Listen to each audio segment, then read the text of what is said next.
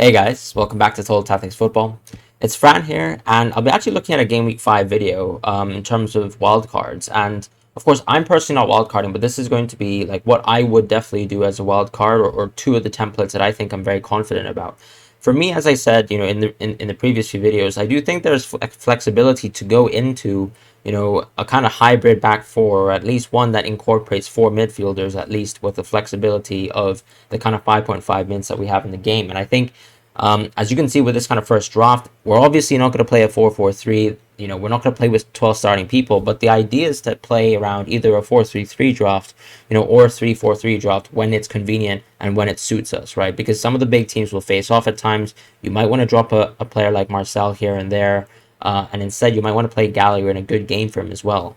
And I think this first draft that showcases Jimenez alongside Gallagher and Gray is that draft where you can actually flexibly play between all the positions and still maintain a strong front three, right? If you're planning to move away from Antonio or DCL, or you just want to kind of get rid of all the kind of nagging issues in your team in terms of some of the defensive issues such as Tanganga red cards. Spurs kind of downtrending as well, both on an offensive front and a defensive front. So this team actually has a team value of 100 mil. I think there's no necessary kind of need to talk about Trent per se. We all know the kind of value that he brings in the game. Simply put, he is going to be nailed in both kind of features of my draft. I think this is a player who, as we know, can provide an assist pretty much on a game-to-game basis. And with the way Liverpool's defense is looking, I mean, he is projected to have a fantastic amount of clean sheets, and the bonus points will 100% help him out. Marcel, of course, is that kind of left wing back who's at a cheaper price for Semedo. So this is more to cater around people who have a slightly less budget.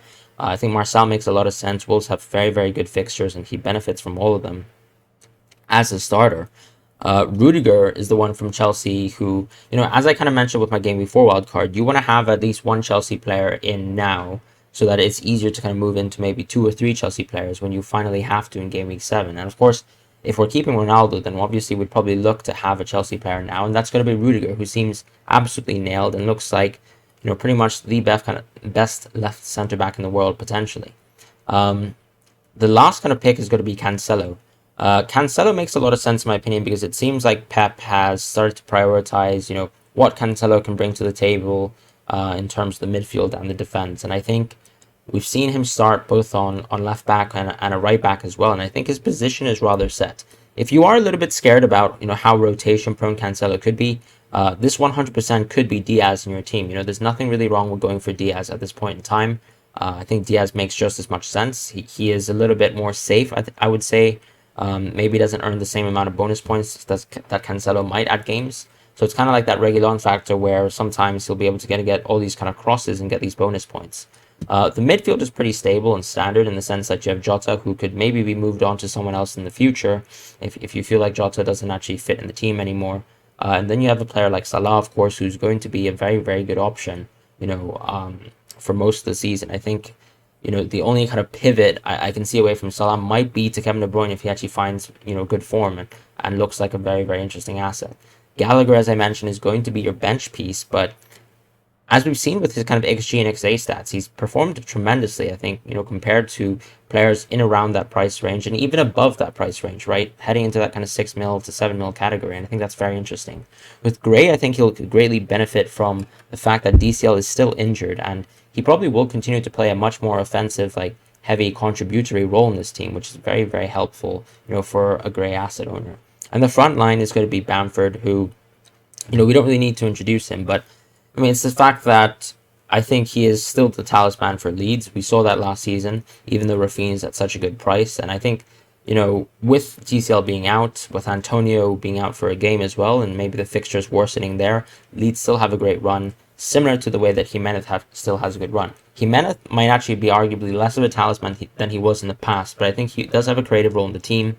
And part of it, too, is also getting used to the manager's philosophy and maybe kind of integrating him into your side and hoping that he will find his form in the weeks to come, given the fact that the fixtures are very, very nice, to be honest, for this half of the season.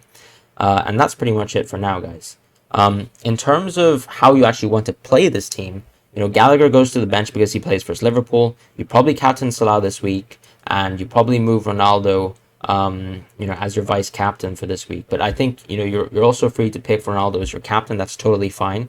And that's pretty much how I see this kind of first draft working out. Now, the second draft for me is also a very, very interesting draft. The idea behind this draft is, if you're someone who is very high on someone like Raphinha, you can maybe go into Raphinha and maybe drop down in terms of the forward position. And I think the only difference, that I will explain here is that, of course, Raphinha is more of a talismanic player in terms of, if Leeds are able to kind of find their form with last season, then I think Raphinha is clearly the most underpriced 6.5 player in the game. And that is because of the fact that he brings in so much XG, so much XA, and has also shown in the past historically that he can actually match those demands and even outperform them. This season, I think he's actually missed a few key chances, to be quite honest, and has also missed, the easy chances while scoring a banger versus Burnley, if I remember correctly, or Everton actually.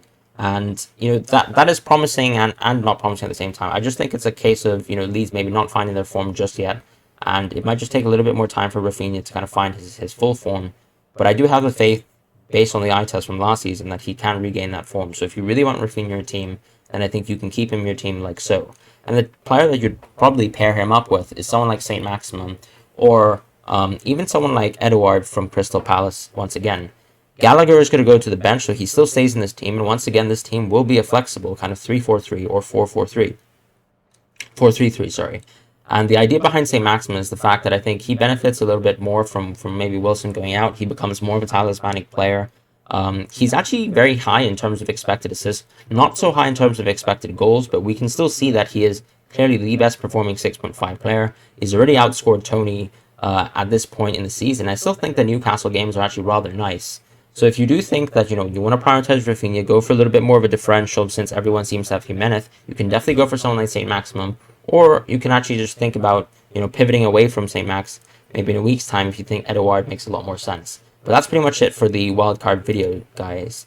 Let me know what you guys think about the wildcard teams. I think the idea with this wildcard is, once again, making sure you still have a plan towards going to these Chelsea players, right? Ronaldo will give you that kind of cap space in your team where when you downgrade to Lukaku, if you really do want to downgrade from Ronaldo, will kind of allow you to maybe strengthen your defense again, strengthen your midfield, or even strengthen your attack if you think that, some other options are interesting, such as like a Gabriel Jesus, for example. We still know Fran Torres is an option out there. I think you can still consider him for this draft, for example. But it's really up to you. I think, Jota might have some more better short-term fixtures. And we've seen, despite the fact that Southampton looks like a super tempting game, there are still going to be games where, let's say, Man City dominate and Torres doesn't find his way on the score sheet. And we saw that exactly with the UCL fixture, just this week. But that's it for now, guys. I hope you enjoyed the video and have a wonderful game week ahead.